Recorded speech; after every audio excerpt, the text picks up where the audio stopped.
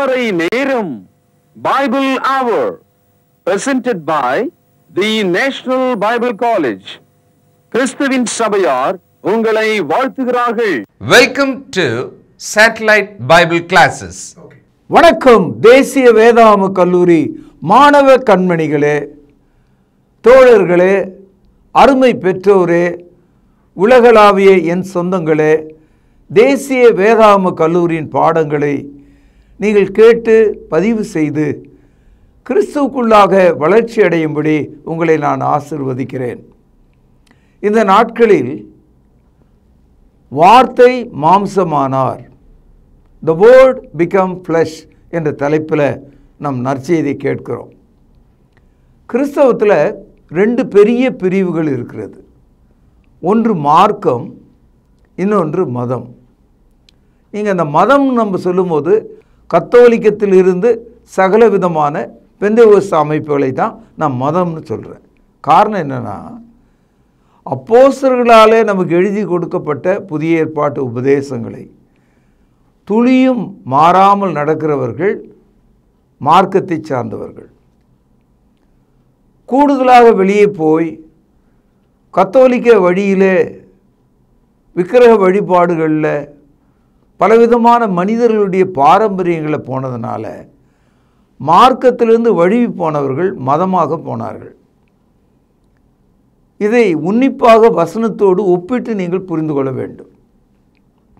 குறிப்பாக இந்த நாட்களில் உலகம் முழுவதும் கிறிஸ்துவனுடைய பிறப்பை குறித்து ஆச்சரியத்தோடும் மகிழ்ச்சியோடும் உலகம் முழுவதும் மக்கள் மகிழ்ச்சியாக இருக்கிறத நாம் பார்க்கிறோம். அதில் எனக்கு எந்த வருத்தமும் இல்லை. ஆனால் அவைகளில் இருக்கிற விக்கிரக வழிபாடுகளையும் கிறிஸ்துவை விட்டு விலகி போன ஒரு நிலைமையும் நீங்கள் உன்னிப்பாக பார்த்தா தெரியும். அப்போஸ்தலர்கள் நமக்கு போதித்தவைகள், அப்போஸ்தலர்கள் நமக்கு எழுதினவைகள், ஆதி கிறிஸ்தவர்கள் கை கொண்டவைகள், இவைகள் எல்லாம் இதில் இருக்கிறதா இல்லையா என்பதை நீங்கள் பார்க்கணும். சில சமயங்களில் இந்த நற்செய்தி, இந்த பாடம் துன்பமாக இருக்கலாம். ஆனால் அதற்காக உண்மையை நம்ம மறைக்க முடியாது. ஏசையா இதோ ஒரு கன்னிகை கர்ப்பவதியாகி ஒரு குமாரனை பெறுவாள், அவருக்கு இம்மானுவேல் என்று பெயரிடுவார்கள் என்று சொன்னார். அதை நாம் புரிந்து கொண்டோம்.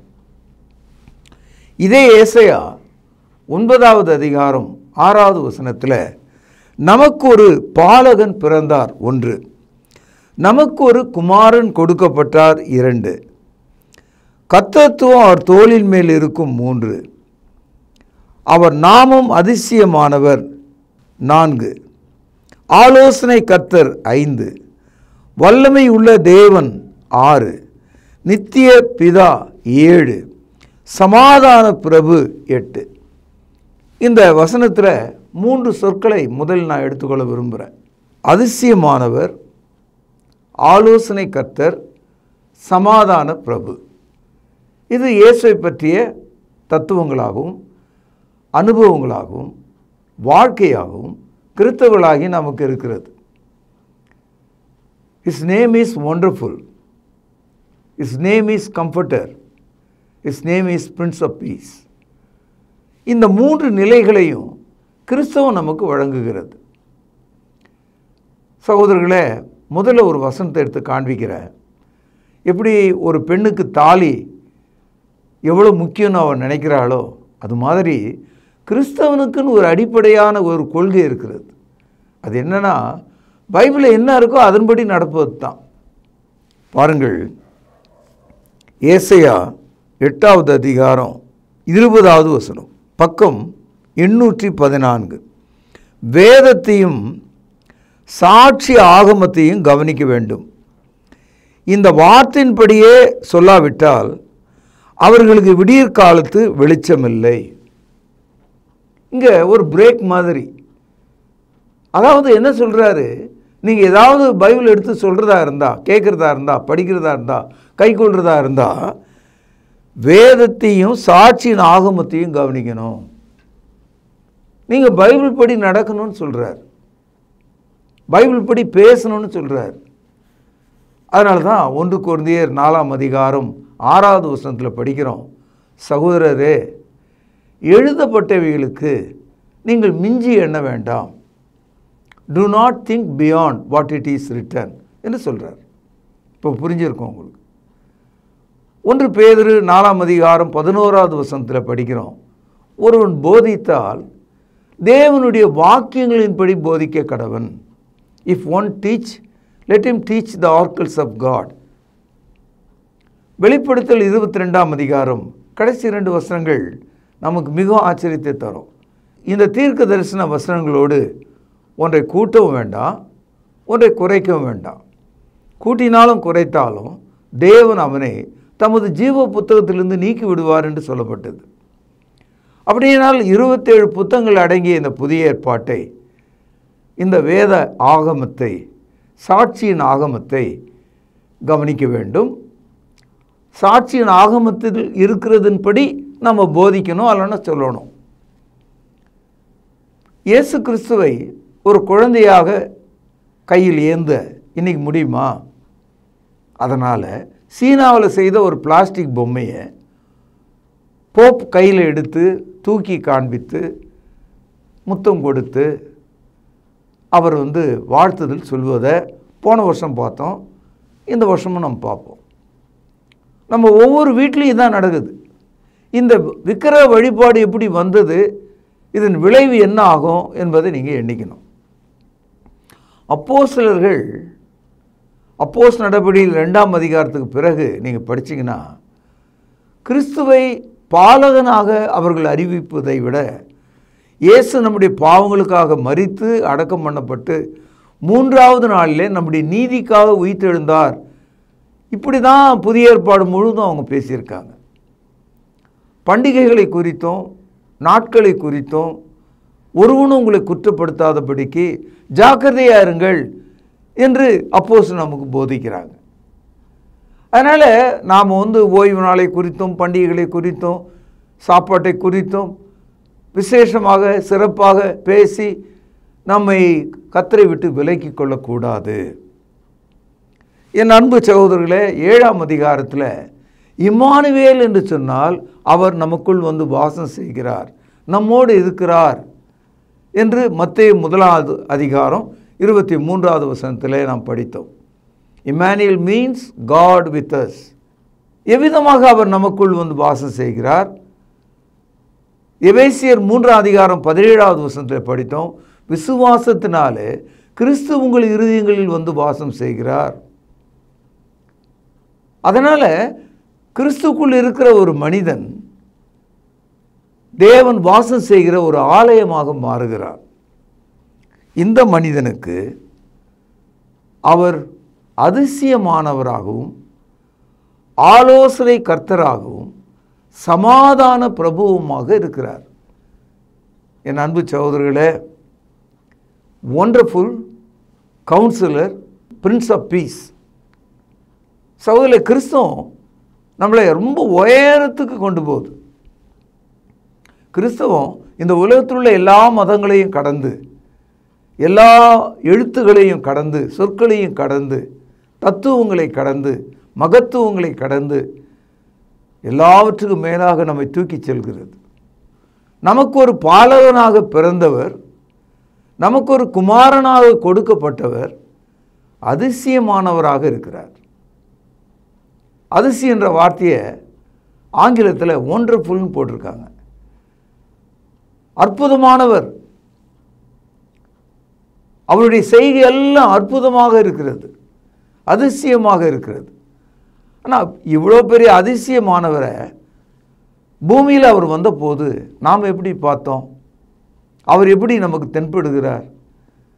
அவர் தேவனுடைய ரூபமாக இருந்தோம், அதை கொள்ளையாடின பொருளாக எண்ணாமல் தம்மைத்தாமே வெறுத்து மனுஷ சாயலானார். அவர் மனுஷ சாயலாக இருந்து அடிமையின் ரூபமாக தன்னை தாழ்த்தினார். Wonderful become slave. அதிசயமானவர் அடிமையாக மாறிவிட்டார். சிருஷ்டிகர் சிருஷ்டியாக மாறிவிட்டார். உயிர் சாவாக மாறிவிட்டது, சுகம் நோயாக மாறிவிட்டது, வாழ்வு தாழ்வாக மாறிவிட்டது, ஐஸ்வர்யம் தரித்திரமாக மாறிவிட்டது, மகிமை இருளாக மாறிவிட்டது. இதனால் தான் அவர் அதிசயமா இருக்கார். அவர் தேவனாய் இருந்தோம், ஏன் இப்படி ஆனார்? யோவான் 1:14 படிக்கிறோம், அந்த வார்த்தை மாம்சமாகி நமக்குள்ளே வந்து வாசம் செய்ததனால அப்படி ஆயிட்டார். ஏசாயா 52 அதிகாரம் பக்கம் 859 14வது வசனம், மனுஷனை பார்க்கிலும் அவருடைய முகப்பார்வையும் மனுபுத்திரரை பார்க்கிலும் அவருடைய ரூபமும் இவ்வளவு அந்தகேடு அடைந்தபடியினால் அவரை கண்ட அநேகர் பிரமித்து அடைந்தார்கள். தேவ சாயலாகவும் தேவ ரூபமாகவும் தேவனுக்கு ஒப்பாகவும் இருந்தவர் மனிதனே வெறுத்து விடக்கூடிய ஒரு முகரூபம் உடையவராக மாறிவிட்டார். வானத்தையும் பூமியும் படைத்த பராபரனாகிய கடவுள் கந்தை துணியிலே சுற்றப்பட்டு ஒரு ஆடு மாடுகள் இருக்கும் கொட்டகையில் அவர் பிறந்தார் என்ற தகவல் தன்னை எவ்வளவாய் அவர் தாழ்த்தினார் என்பதை, அதிசயமானவர் என்னானார் என்றதை நம்மால் தெரிஞ்சுக்க முடியுது. ஏசாயா 50வது அதிகாரம் 6வது வசனம் பாருங்கள், பக்கம் 857, அடிக்கிறவர்களுக்கு என் முதுகையும் தாடை மயிரை பிடுங்கிறவர்களுக்கு என் தாடைகளையும் ஒப்பு கொடுத்தேன், அவமானத்துக்கும் உமிழ்நீருக்கும் என் முகத்தை மறைக்கவில்லை. இயேசு கிறிஸ்து சிலுவையில் அறையப்படும் போது அவர் மீது காரி உமிழ்ந்தார்களே, மறந்து விட்டீர்களா? அவரை ஒன்று குறைய 39 முறை சவுக்கினால் அடித்தார்களே, மறந்து விட்டீர்களா? அவருடைய தலையிலே முள்முடி வைத்து கோலால் அடித்து துன்புறுத்தினார்களே, அதை மறந்து விட்டீர்களா? அவருடைய தாடையில் உள்ள முடிகளை பிடுங்கினார்களே, அதை மறந்து விட்டீர்களா? அதிசயமானவர் தண்ணீரை ரசமாக மாற்றினதுனால, நோயாளிகளை சுகப்படுத்தினதுனால, ஊமியர்கள் பேசினதுனால, 5 அப்பம் 2 மீன்களை கொண்டு 5000 பேரை போஷித்ததுனால மட்டும் அவர் அதிசயமானவர் அல்ல. அவர் தன்னை உங்களுக்கு கொடுத்ததுனால அவர் அதிசயமானவர். அவர் தமது வாயை திறந்து மத்தேயு 5ஆம் அதிகாரம் 6ஆம் அதிகாரம் 7ஆம் அதிகாரத்தில் மலை பிரசங்கத்தில் பேசினாரே, எப்பேற்பட்ட ஆலோசனை! அவர் ஆலோசனை கர்த்தராயிற்று. என் அன்பு சகோதரர்களே, சமாதான பிரபு என்று சொல்கிறோம். எப்பேற்பட்ட சமாதானத்தை அவர் நமக்கு தந்தார். ஏசாயா 53ஆம் அதிகாரம் பக்கம் 860 4வது வசனம், மெய்யாகவே அவர் நம்முடைய பாடுகளை ஏற்றுக்கொண்டு நம்முடைய துக்கங்களை சுமந்தார், நாமோ அவர் தேவனால் அடிபட்டு பாதிக்கப்பட்டு சிறுமைப்பட்டவர் என்று எண்ணினோம். நம்முடைய மீறுதல்கள் நிமித்தம் அவர் காயப்பட்டு நம்முடைய அக்கிரமங்கள் நிமித்தம் அவர் நொறுக்கப்பட்டார். கவனிங்க, நமக்கு சமாதானத்தை உண்டு பண்ணும் ஆக்கினை அவர் மேல் வந்தது, அவருடைய தழும்புகளால் குணமாகிறோம்.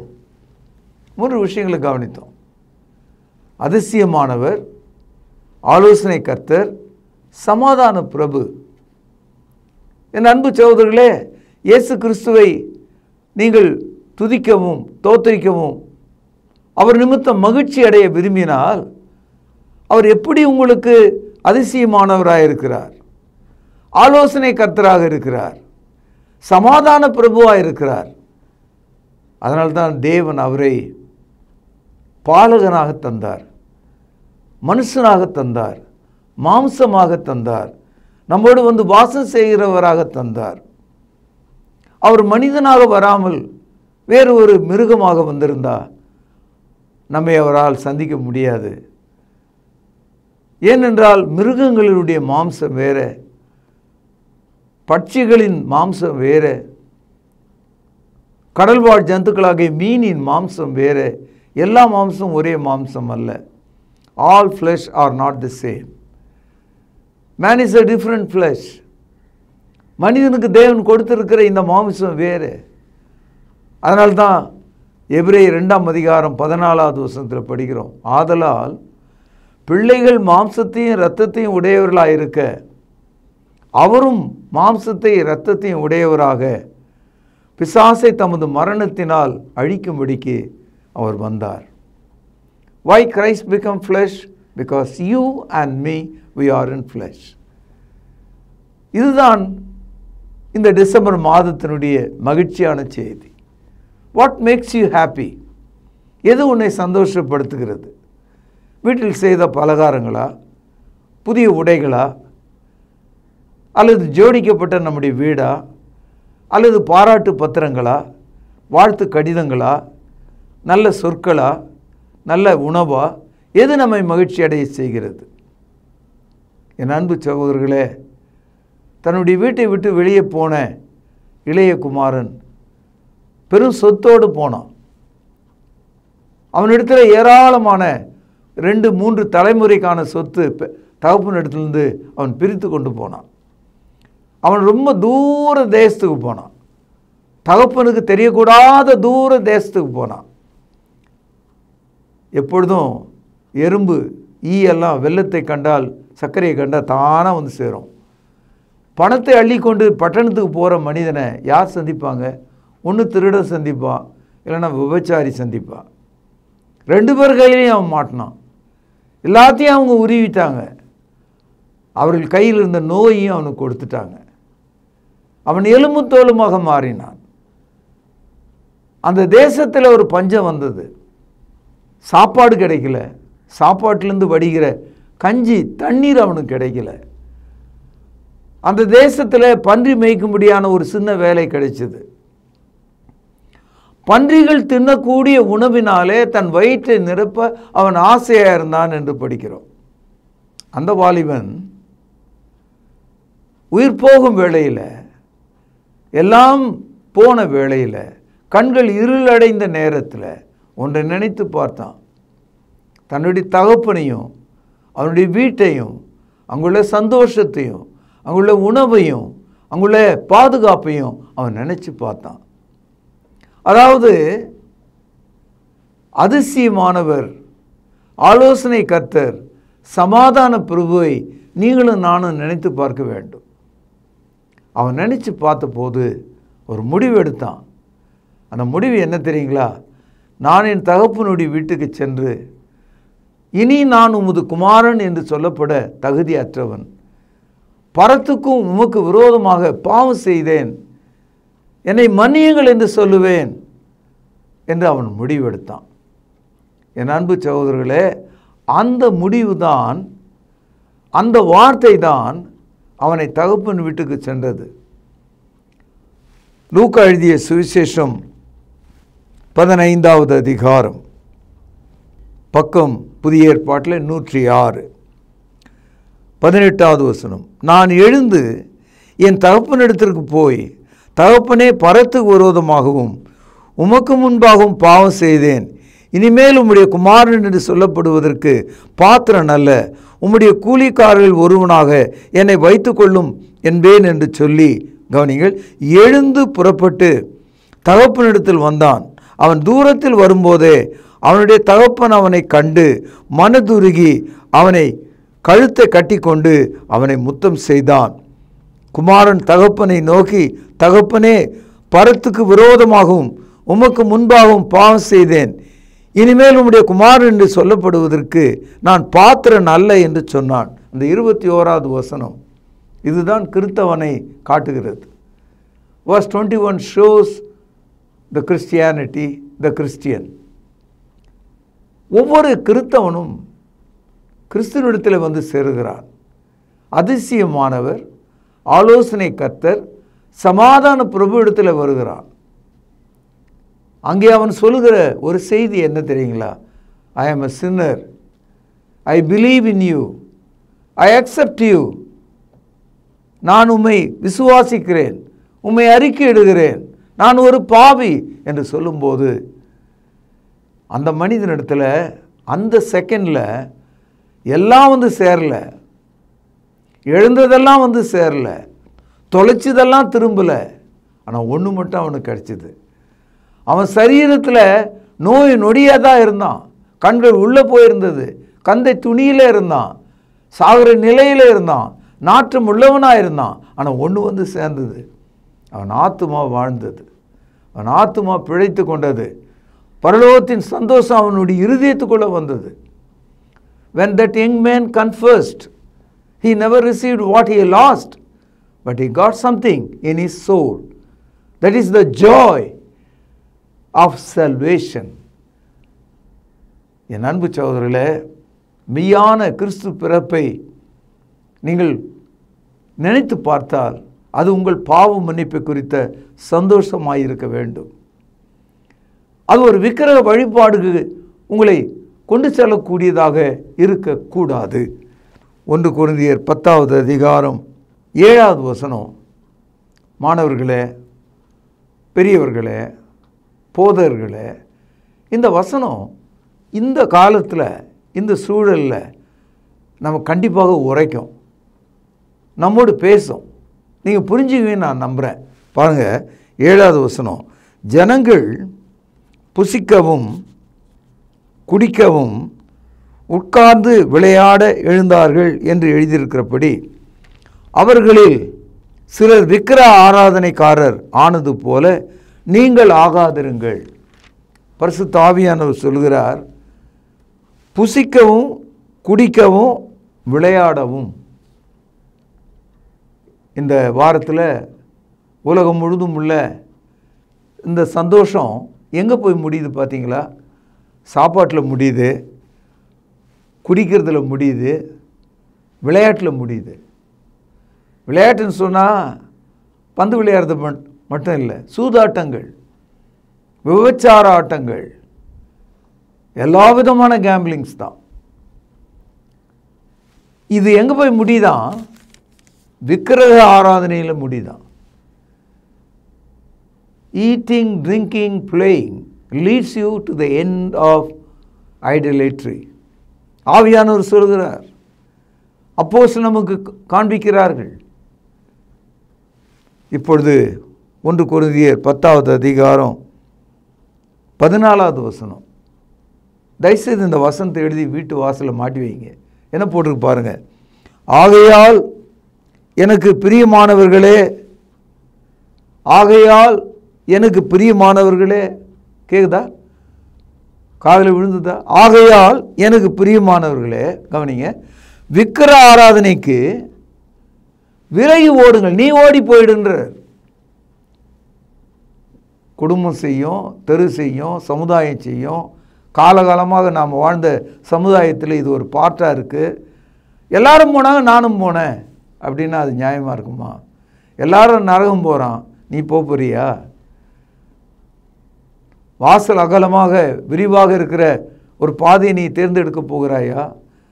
அல்லது இடுக்கமான வாசல் வழியாய் நித்திய ஜீவனுக்கு நீ செல்ல போகிறாயா?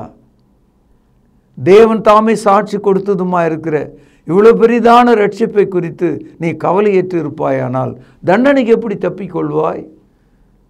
பிரியமானவர்களே, விக்கிரக ஆராதனைக்கு துணை போகாதீங்க, வச்சுக்காதீங்க வீட்டில் அப்படின்னு மட்டும் சொல்ல. விலகி நீ ஓடிடு, நீ அங்கிருந்து தப்பித்துக்கொள். சோதேம் குமாராவிலிருந்து லோத்து அவனுடைய மனைவியும் அவனுடைய பிள்ளைகளும் விலகி ஓடினார்கள். நீங்கள் ஓடுங்கள், நீங்கள் சென்று விடுங்கள், நீங்கள் தூரமாகி விடுங்கள். சகோதரர், ரொம்ப நாளாக இதெல்லாம் நம்ம கேட்கவே இல்லை. இந்த மாதிரி யாரும் நமக்கு வந்து போதிக்கலை. வேதத்தை எடுத்து போதிக்கிறவன் சாட்சியின் ஆகமத்தின்படி அதை சொல்ல வேண்டும் என்ற தகவலை உங்களுக்கு யாரும் சொல்லலை. காலத்தால் இன்றைக்கு நாம் வேத வசனத்தை படிக்கவும் அதன்படி நடக்கவும் புரிந்து கொண்டிருக்கிறோம். கொலோசியர் 2வது அதிகாரம் 16 முதல் சில வசனங்கள், புதிய ஏற்பாட்டில் 276வது பக்கம். ஆகையால் போஜனத்தை குறித்தாவது பானத்தை குறித்தாவது பண்டிகை நாளையும் மாத பிறப்பையும் ஓய்வு நாட்களையும் குறித்தாவது கவனிங்கள், ஒருவனும் உங்களை குற்றப்படுத்தாதிருப்பானாக. அதாவது கிறிஸ்தவர்களாகி நம்முடைய வாழ்க்கையில் இப்படி செய்கிற காரியங்கள் குற்றத்துக்குரியதாக இருக்கிறது. என் அன்பு சகோதரர்களே, இயேசு கிறிஸ்து பிறந்தார் என்று சொல்லி மகிழ்வதிலே தவறில்லை. நாம் உண்பதும் உடுப்பதும் தேவனுடைய சித்தமே. தேவனுக்கு பிரியமாக பரிசுத்த ஆவிக்குள் வாழ்வது தேவனுடைய சித்தமே. நமக்காகத்தான் பாலகன் பிறந்தார், நமக்காகத்தான் குமாரன் கொடுக்கப்பட்டார். கர்த்தத்துவம் அவர் தோளின் மேல் இருக்கிறது. அவர் அதிசயமானவர், அவர் ஆலோசனை கர்த்தர், அவர் நித்திய பிதா, சர்வ வல்லமை உள்ள தேவன், சமாதான பிரபு. எல்லாம் சரிதான். உங்கள் வாழ்க்கையில் இது அனுபவமாக மாற வேண்டும். அவர் எப்பொழுது உங்களுக்கு சமாதானத்தை தருகிறார்? தேவ சமாதானம் எப்பொழுது உங்களுக்கு கிடைத்தது? பாவியாகிய மனிதன் தன் பாவத்தை உணர்ந்து அறிக்கையிடும்போது தேவ சமாதானம் உங்கள் இருதயத்தில் வந்தது. எபேசியர் 2ஆம் அதிகாரம் 13வது வசனம், முன்னே தூரமாயிருந்த நீங்கள் இப்பொழுது கிறிஸ்து இயேசுவுக்குள் கிறிஸ்துவின் இரத்தத்தினாலே சமீபமானீர்கள்.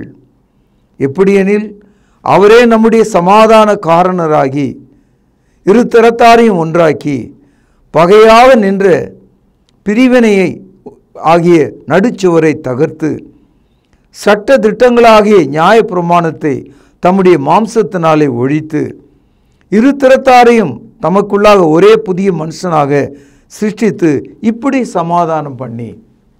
இயேசு கிறிஸ்து அதிசயமானவர், ஆலோசனை கர்த்தர், சமாதான பிரபு. இந்த சமாதானம் எங்கே கிடைச்சது? சிலுவையில். நம்முடைய பாவங்கள் ஒழிக்கப்பட்ட போது நமக்கும் தேவனுக்கும் பகை இல்லை. இப்பொழுது நாம் சமாதானம் உள்ளவர்களாக இருக்கிறோம். we and our creator, நாமும் நம்முடைய சிருஷ்டிக்கிறோம் ஐக்கியமாக இருக்கிறோம், சமாதானம் உள்ளவர்களாக இருக்கிறோம். பகையாக நின்ற பாவத்தை தூரமாக்கி இவ்விதமாக அவர் நமக்கு சமாதானத்தை ஏற்படுத்தினார். எனவே அன்பும் பாசமும் நிறைந்த என் சகோதரர்களே, நல்ல வேத மாணவர்களே, போதகர்களே, காலத்தால் ஒரு பாரம்பரியத்தின்படி நாம் நடந்து கொண்ட காலம் போதும். சென்ற வாழ்நாள் காலத்தில் இவைகளெல்லாம் நாம் அனுபவித்தோம். இப்பொழுது தேவ வசனத்தை நாம் புரிந்து கொண்டோம். ஆகவே நீங்கள் சாட்சியின் ஆகமத்தின்படி வார்த்தைகளை சொல்லி வசனத்தின்படி வாடும்போது உங்களுக்காக கொடுக்கப்பட்ட பாலகனாக இயேசு இருக்கிறார். உங்களுக்காக சிலுவையில் மரித்து உயர்த்தப்பட்ட குமாரனாக இயேசு இருக்கிறார். உங்களுக்காக தேவ ஆலோசனை கொடுக்கிற சட்ட திட்டங்களாகிய பிரமாணத்தை அவர் தோளின் மீது நாம் பெறுகிறோம். கிறிஸ்து நமக்கு ஆச்சரியமானவராகவும் ஆலோசனை கர்த்தராகவும் சமாதான பிரபுவுமாய் இருக்கிறார். இந்த அனுபவம் உங்களுடைய அனுபவமாக இருக்கும்படி உங்களை வாழ்த்தி இன்றைய செய்தியை நான் இங்கே நிறைவு செய்கிறேன். இந்த செய்தி தொடரும். நாளை நாம் சந்திப்போம். பிரார்த்தனை செய்வோம். நல்ல தகப்பனே, உம்முடைய சித்தம் செய்யும்படியாக போதிக்கப்பட்ட கேட்ட வசனங்கள் எங்களுக்கு ஆச்சரியத்தையும் காலத்தின் அருமையும் உணர்த்துகிறது. நாங்கள் நன்றாக உமது வசனத்தை படித்து ஆண்டவரே ஒருவனும் எங்களை குற்றப்படுத்தாதபடிக்கு நாட்களை குறித்தும் மாத பிறப்புகளை குறித்தும் பண்டிகை நாட்களை குறித்தும் உணவை குறித்தும் குற்றப்படுத்தாதபடிக்கு விக்கிரக வழிபாடுகளுக்கு விலகி ஓட எங்களுக்கு தைரியத்தையும் நல்ல மனதையும் கட்டளையிடும். பேச ஆண்டவரே, உமது வார்த்தையை பேசியருளும். நாங்கள் கேட்கும்படியாக எங்கள் இருதயத்தை திறக்கிறோம். எங்களை ஆசீர்வதியும். எல்லா சகோதர சகோதரிகளை ஆசீர்வதியும். விசேஷமாக கிறிஸ்துக்குள்ளான மக்கள், எங்குமுள்ள மக்கள் யாராயிருந்தாலும் அவர்கள் திரும்பி பார்த்து சத்தியத்தை உணர்ந்து கொள்ள உதவி செய்திடலாம். ஆண்டவரும் கர்த்தரும் இரட்சகருமாக இருக்கிற இயேசுவின் நாமத்தில் ஜெபம் கேளும் ஜீவனுள்ள எங்கள் நல்ல பிதாவே, ஆமென். தொடர்பு கொள்ள வேண்டிய முகவரி: திருமறை நேரம், 58 சர்ச் தெரு, குமரன் நகர், சென்னை 6,82,000. செல்போன் 9385500882. கர்த்தாவே, தேவர்களில் உமக்குப்பானவர் யார்? வானத்திலும் பூமியிலும் உமக்குப்பானவர் யார்?